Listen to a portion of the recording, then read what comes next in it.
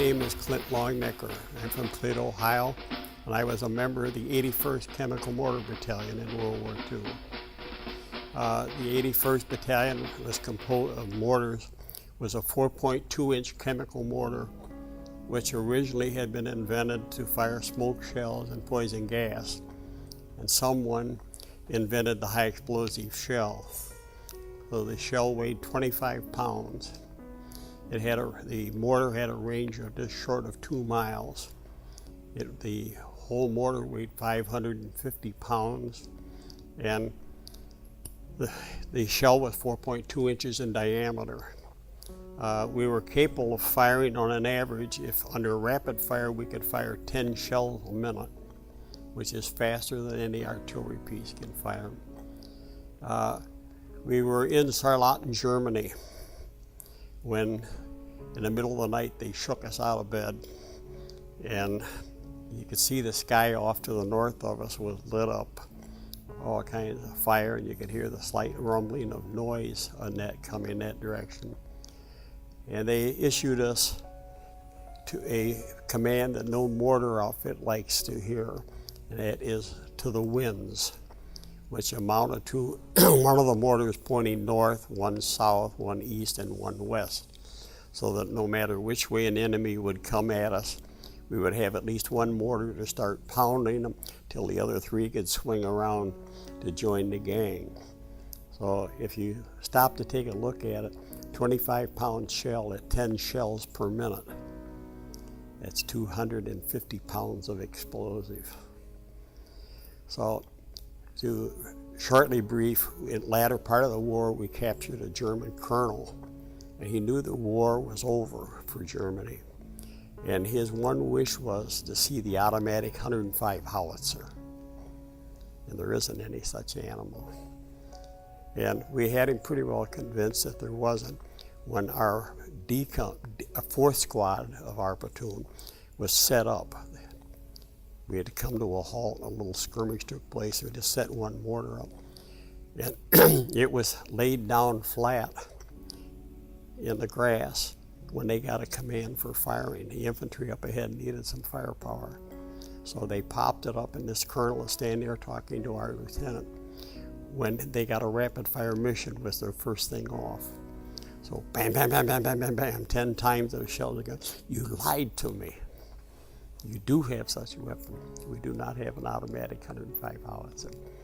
So he now got to see the mortar, which he reasons and he wanted to see that mortar was because ever since Normandy, his troops had been gotten pounded by the automatic cannon. And now he wanted to see it. Now he knew. He said, now we know why we couldn't stop you. Because a 4.2-inch mortar has a rifle barrel and a rifle shell, no tail fins on it. So it's extremely accurate. So we were in Saarland when we got the command to the winds march. We stayed up all night, waiting for enemy to approach us in some form or manner. We knew it was serious. And then come daylight, I stood by with one man on each gun watch while the rest went back to sleep for a while. We were sleeping in the basement of a 4-story, block-long living compound, civilian living compound. The walls in the basement had been reinforced with 3-foot thick concrete, so we were safe. But one squad was sleeping in an air raid shelter outside when the commands came down. So we stayed there for a little bit, and then they jerked us out of the downtown. We were only about 4 blocks away from the Saar River, and so they jerked us out.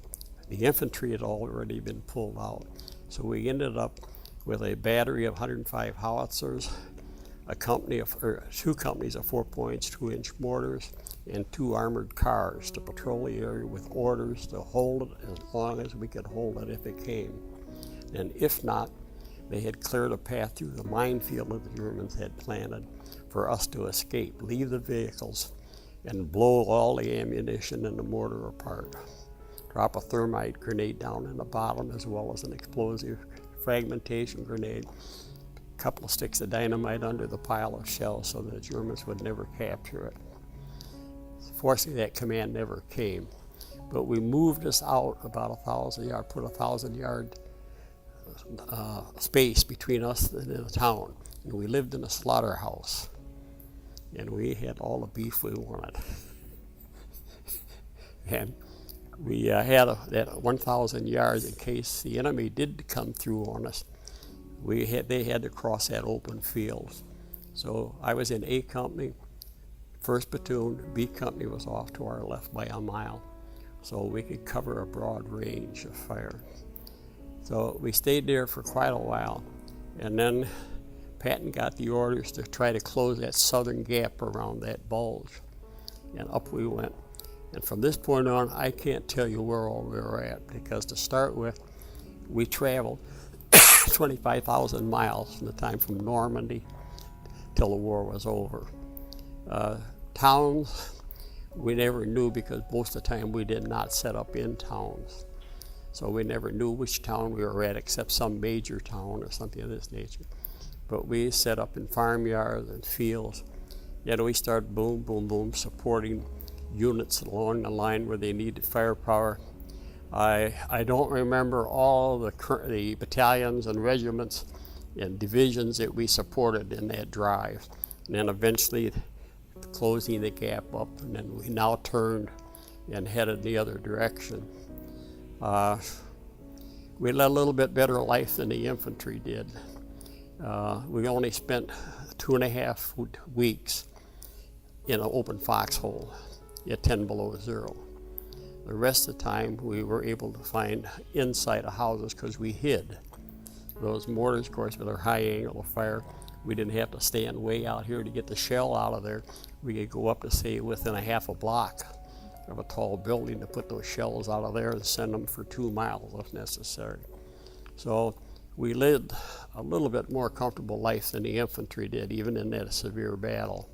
But we did have some real cold days and gun watches. We fired, our pet peeve, I have to put it, is we have gotten very little recognition for the Chemical Mortar Battalions. The 81st was the most decorated of all chemical battalions. We wear the 5 battle stars and all of these things, but we battled through the German lines. We are, not, of course, not entering those lines. We're staying outside. So we would be leapfrogging constantly with those mortars. We'd be supporting, let's say, you, and then we might get suddenly switched that we're going to support George. So we'd have to up fast and move over. We had jeeps, 2 jeeps per squad. One was the ammunition jeep carrying 250 rounds, and then the mortar jeep, which had the 550-pound mortar plus 100 shells in it. And so all equipment, because it was a classified weapon, from jeeps to trailer, were rigged permanently with thermite and explosive grenades. In case we thought we were about to get captured, each guy was assigned and he had a replacement. In a case of emergency, to run up, everybody clear the vehicle. The 2 guys, one on the jeep and one on the trailer, would pull on a ring and then run like blue blazes and jump for cover. And these would go off to destroy our jeep and equipment. So it was very classified. Maybe this is why we haven't got the notice.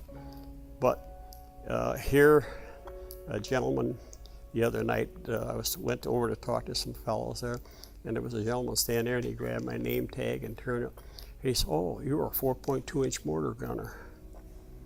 It's the first person I've ever ran into that knew what the 4.2-inch mortar was and that it was a chemical weapon. And so he gave, not me, but he gave the people sitting at the table all the details of what that mortar could do. And he named it as the most devastating weapon the United States Army had in World War II. Because if you can dump 25 shell, or 10 shells at 25 pounds apiece down on a target in 1 minute, you've done a lot of devastation. So we did a lot of, not too many smoke screens, but occasionally smoke screen.